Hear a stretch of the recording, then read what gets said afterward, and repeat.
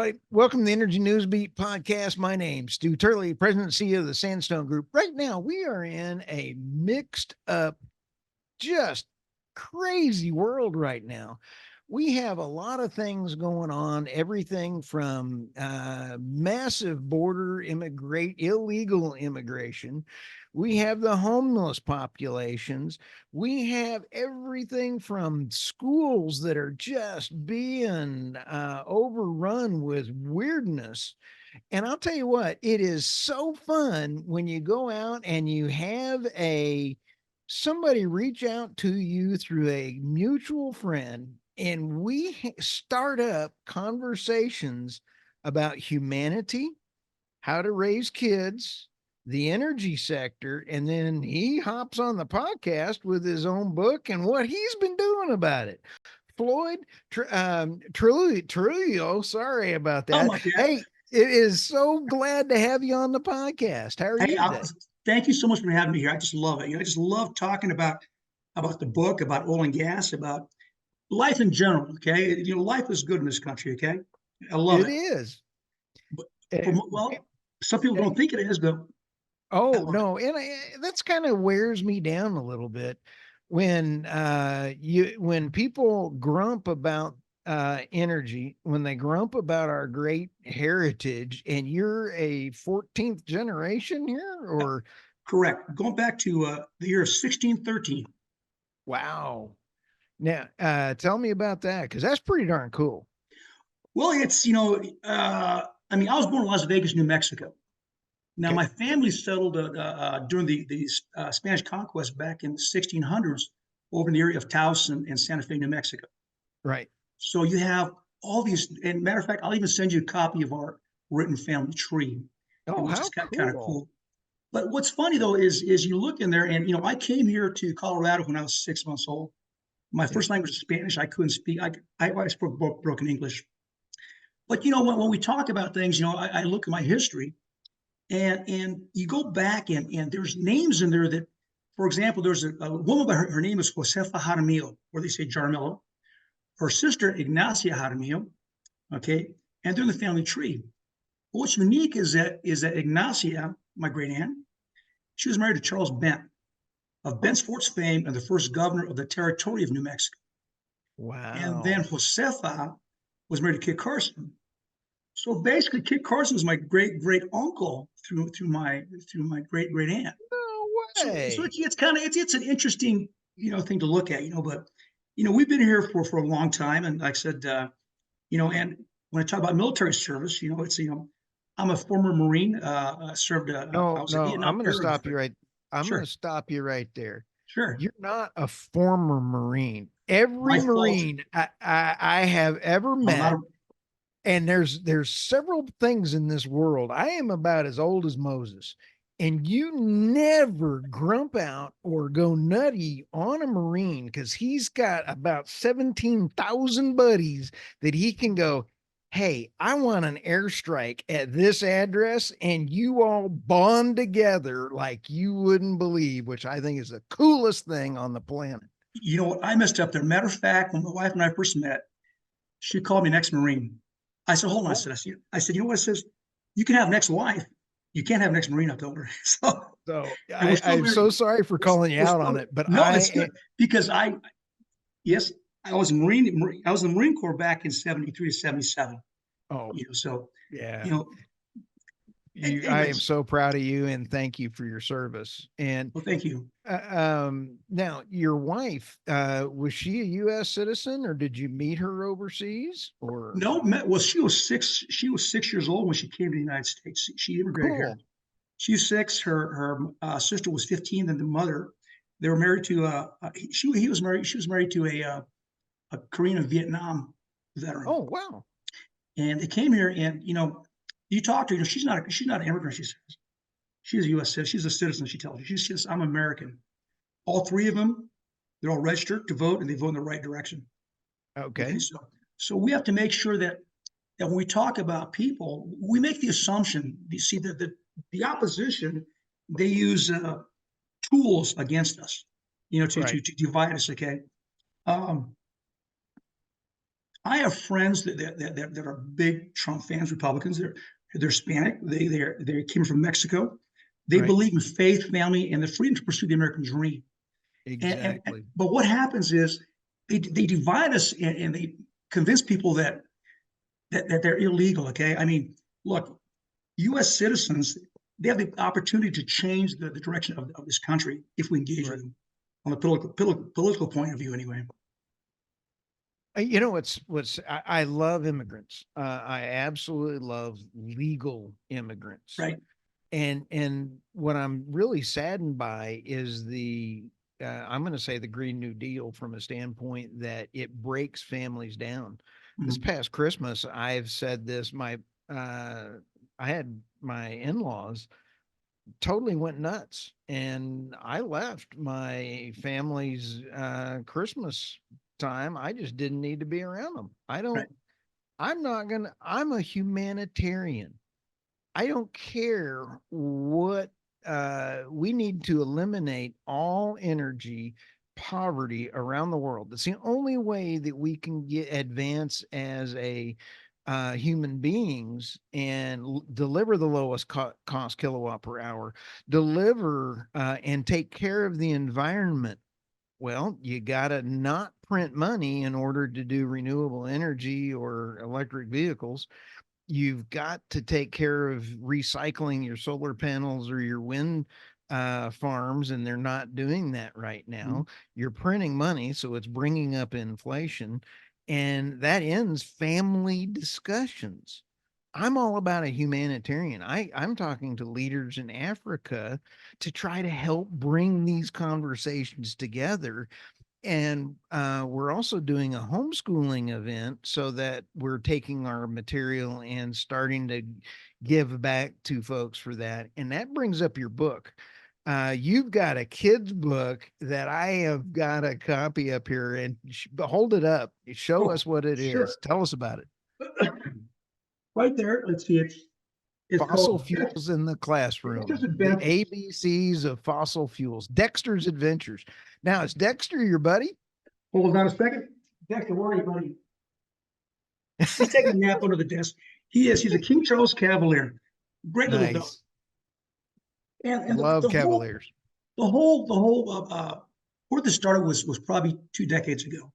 You know, I spent 40 years in the oil and gas industry, and I always had this concept here about 20 years ago about trying to change the narrative. Okay, after 40 years, I'm like, how come we're the bad guys? For 40 years, we've been called down, slammed, and humiliated. I'm like, don't you understand what we do as an industry? So that's where it started. And this was a 3-year project. We're done with it. We should have our website up this week, up and running to go out there and actually get on the list to order books.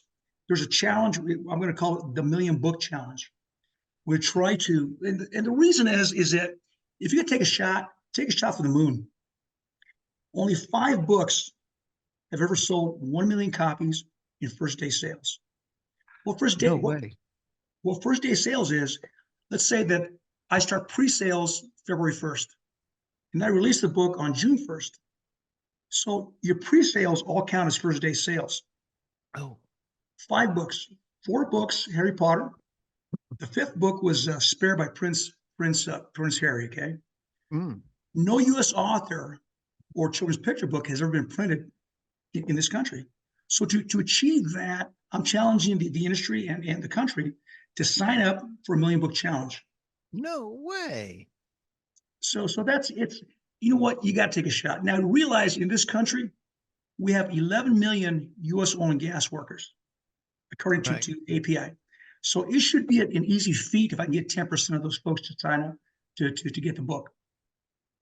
I think we ought to also fold into kind of like our buddy Doug Sandridge Mhm. and his initiative for oil and gas executives for nuclear to band together, and let's take a challenge like he did and see Mhm. what we can do on getting companies to buy these for their employees. How fun would that be? It's fun. It's the challenge that I find with that. Okay, that I'm finding Yep. is that this DEI movement within the companies prevents that from happening. I'm finding more with the rank and file that like this. There was a large producer out east. Sent it to their attorney, who was the vice president. He loved the book. Wants to get it for his kids. Right. He had to run through corporate. So a couple days later, he sends me an email saying, "Man, we can't do it because of." He sent me 3 emails from the folks that shot it down. He says because it's too biased to oil and gas. I'm like, that's the point. We're trying to promote oil and gas, Right. And see, what's funny is that where LinkedIn comes into play, you can get those names and see their history.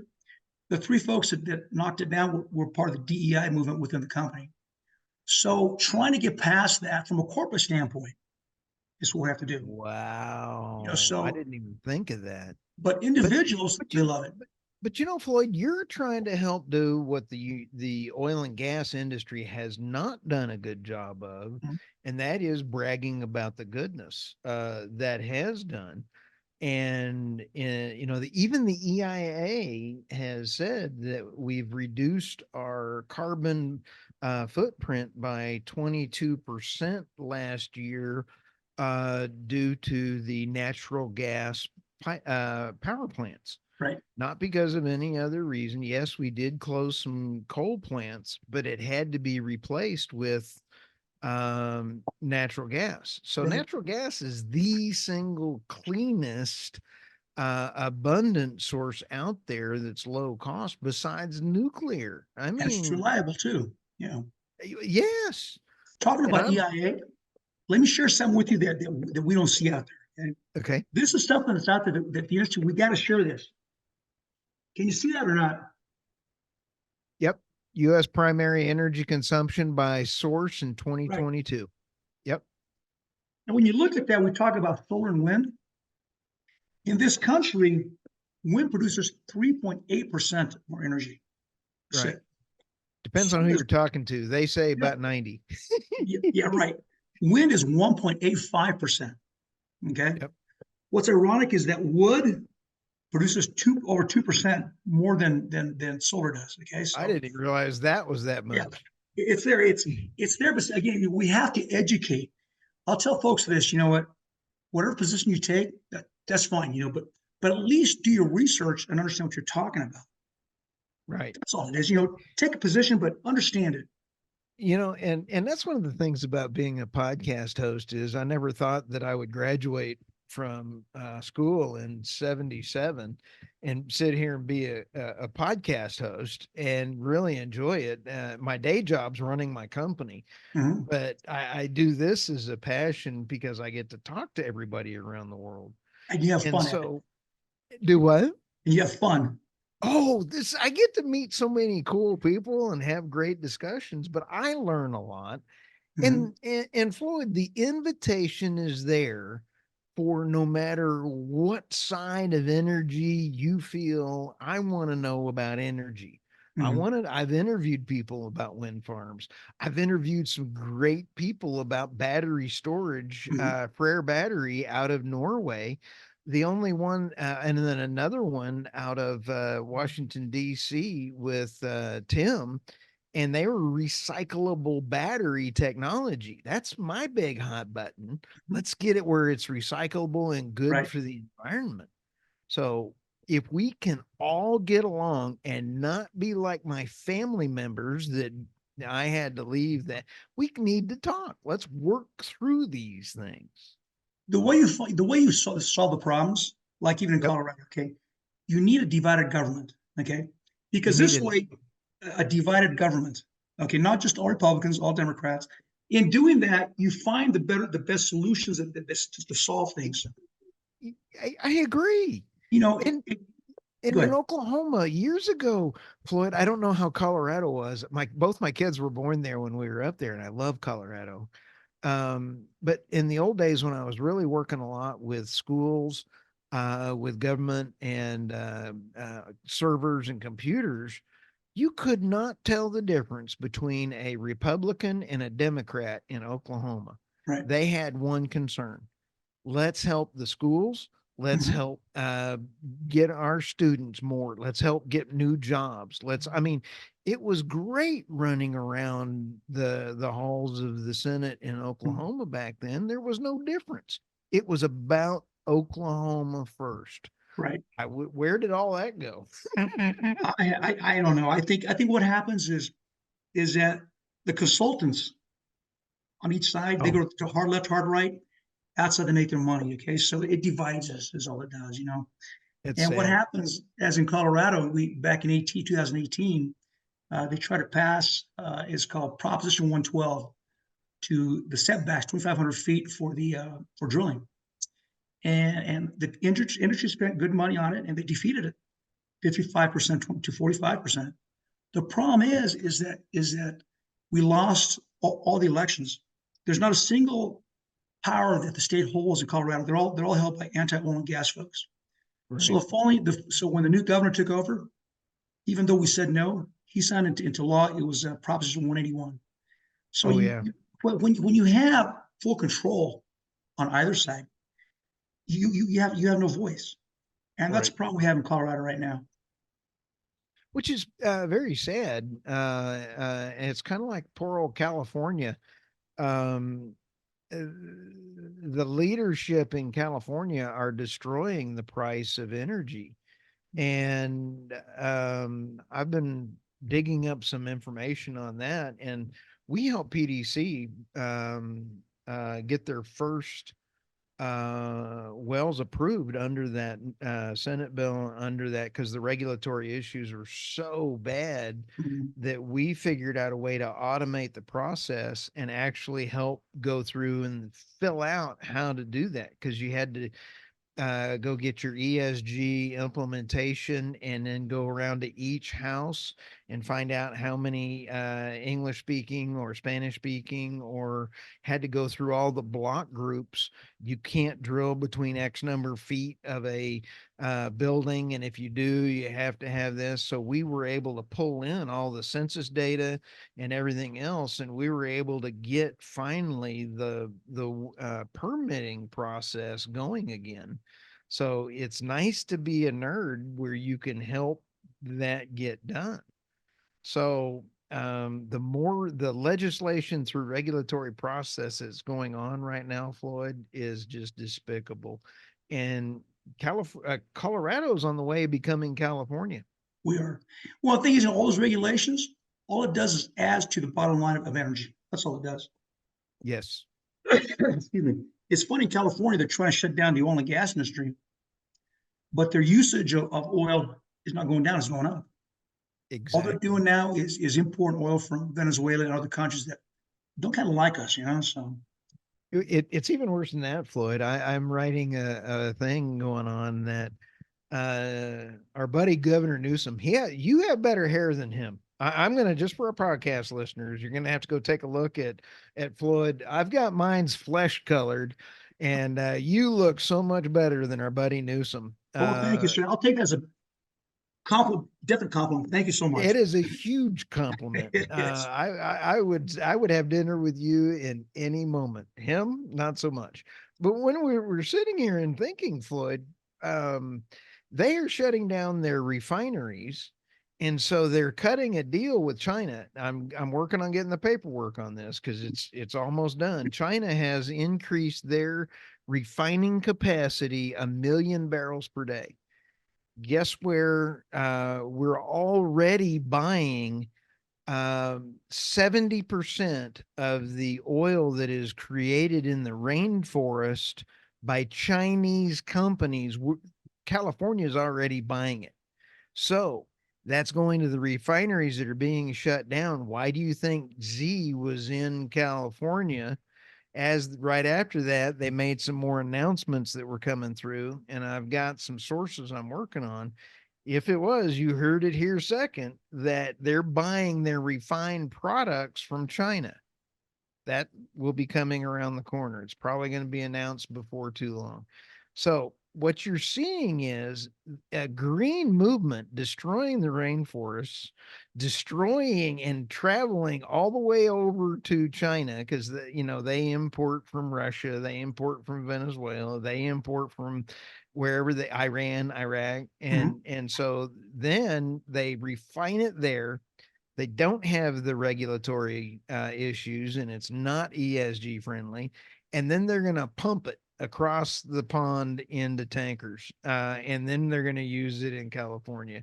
Tell me you're going to be paying $30 a gallon here before too long. Oh, you're going to be there. Absolutely. But you know what, though? This goes back. I remember this goes back to when Obama was first elected. Okay. Okay. And his energy secretary was, I think, Chinese Chow or something like that. Yeah. And he said that he wanted the price of gasoline in this country, in the United States, to be as high as Europe, $6 or $7 a gallon. Right. The reason was is because green energy cannot compete when the price of gasoline is that low. You need Oh high no. priced Yep. gasoline for green to compete. So this goes back to 2008 when Obama was elected. So it goes back further than that, but it's so Yeah. obvious what they want to do. And somehow, and again, it all comes out of education, period. Yep. Whether it's educating kids on a kid's book on what these are made out of to legislative, it's all about education. And the Isn't that problem we have cool? in this country is that the information by the mainstream media is so deceptive, and that's Oh why yeah. you have to go to podcasts like yourself and other sources of information to get the truth.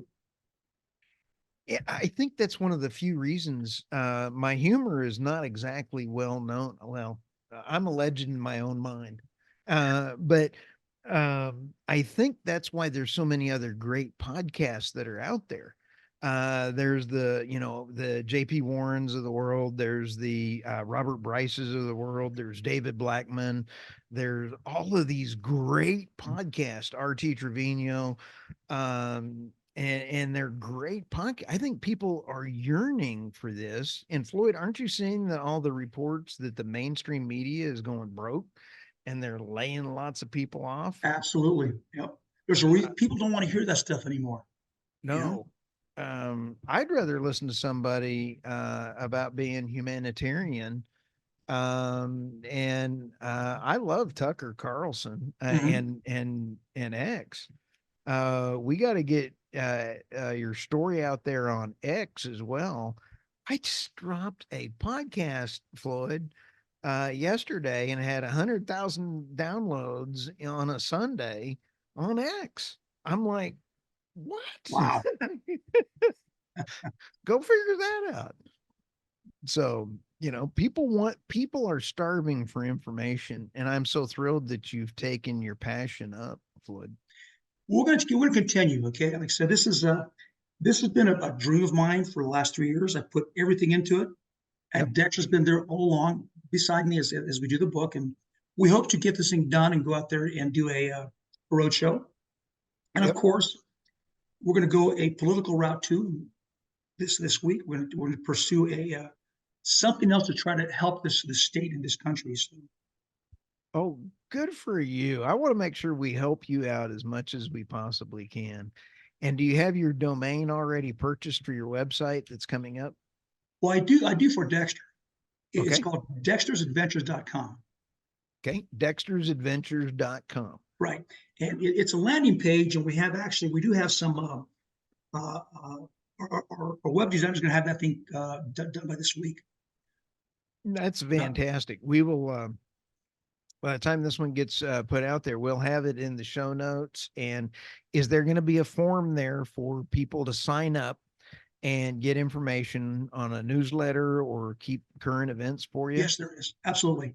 Good. It'll be everything from when the book's going to be released to where we're going to be to stories about oil and gas, that I share with people. Well, we need to put a Dexter in the news section on it because that is going to be cool. Have you seen Doomberg I on have. his podcast? I got to interview Doomberg, and he comes in as a chicken, and a green chicken, and is moving back and forth. We have got to get Dexter on there and kind of get a video of him and have you talk through Dexter. That would be absolutely phenomenal. It'd be Wouldn't fun. kids?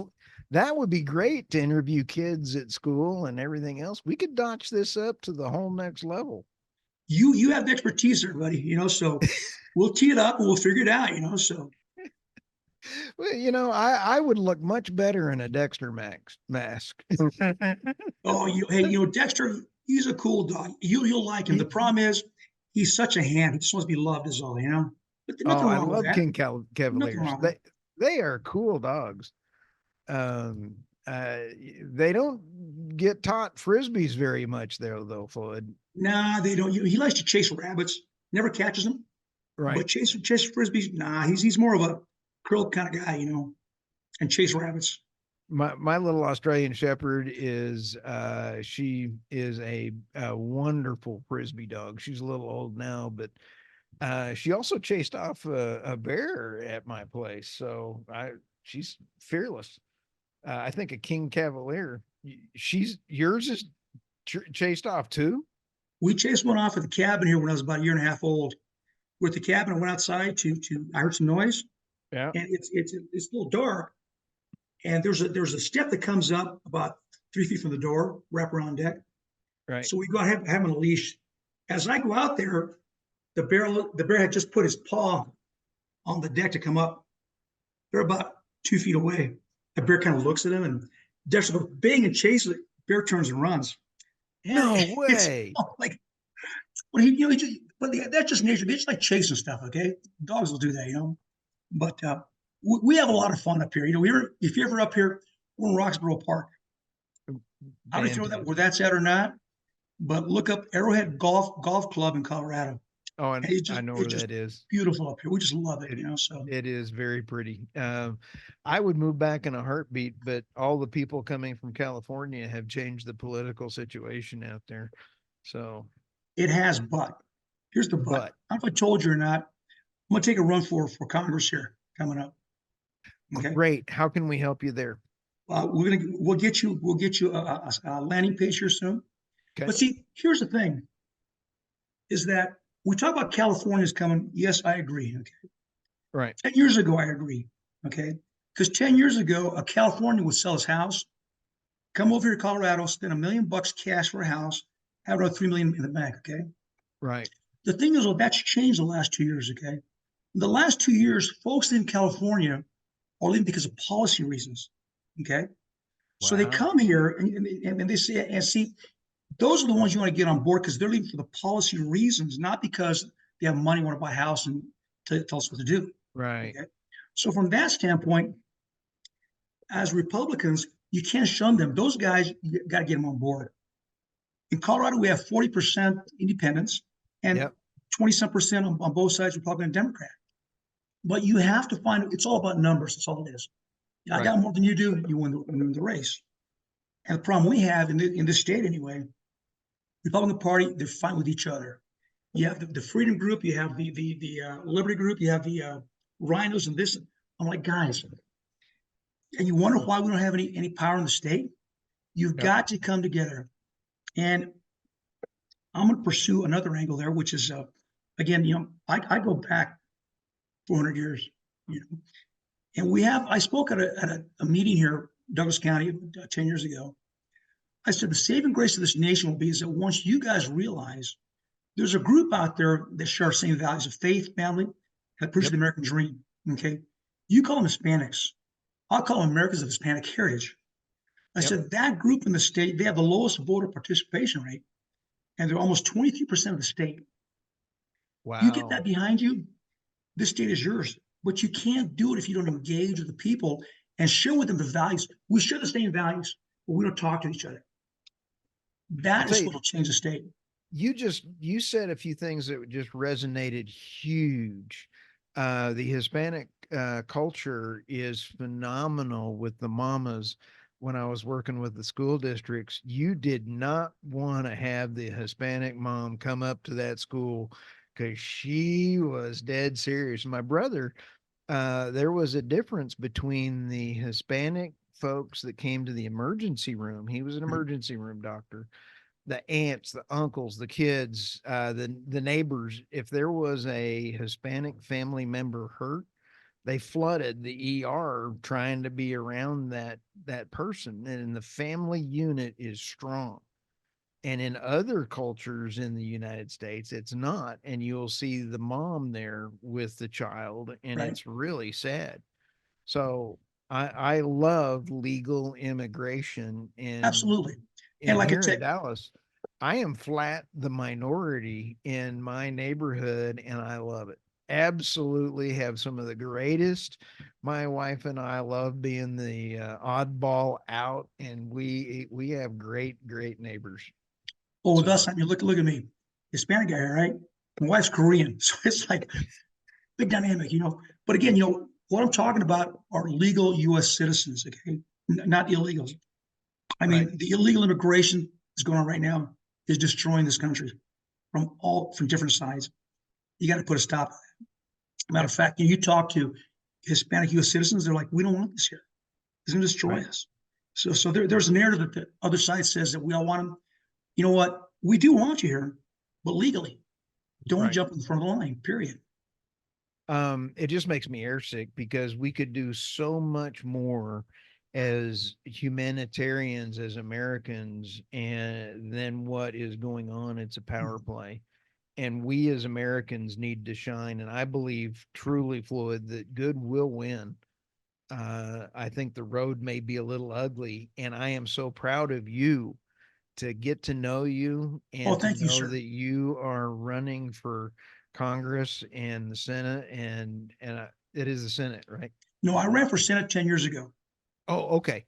So So I'm running you're for going to run Congress for for Congress. the House. Correct. Oh, I, I've been able to interview several really neat House members, and I have thoroughly enjoyed my interviews with them. Uh, Ogles and Zach. They were great guys. Loved visiting with them. I've got about the Freedom Coalition. Mm-hmm. I've got a bunch of them that I'm bringing in, and I have an offer. Any politician that is Democrat or Republican, I want to visit with you. I'm hoping I get to interview the governor of Texas and Oklahoma I like him. Wednesday. Mm-hmm. That'll be kind of fun. I'm disappointed in Langford. Where did that come from? Out of Oklahoma in the Senate, he's negotiating the deal that was just released. Is that with The immigration? Yeah, it's like What? See, the thing is, you know, if you think about it, okay, this has been a problem for decades, okay, and you know what? The bottom line is really neither side wants to resolve it, okay. Now the power play is by the Democrats. You know, they bring him in and then say, "Well, we got to give him amnesty." The Democrats are looking for this as a power play. Republicans, as much as they talk, what they're doing is supporting the low wages for businesses in the nation. Okay, so yep, until you resolve that and call people out for what it is, nothing will change. But it's and like I says, we we have got to change it. And by we, that means we have to get on these guys' butts and say enough is enough. It's been 50 years, if not yep, longer. You know what? If you want to resolve immigration, they always talk about comprehensive immigration reform. I don't know what that is. right. The way you start is by enforcing the laws. That's where it starts. Well, I want to have you back and let's talk platform. Okay. Let's talk more political. This, I think, was a fantastic discussion as to get our listeners kind of teed up for you. And we'll have you back and we're going to go through some of that.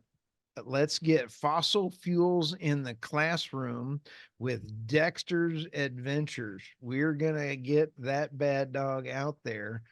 I am so proud of you for everything that you're doing there. And I actually also I want to give a shout out to Matt Shoemaker. I just interviewed him.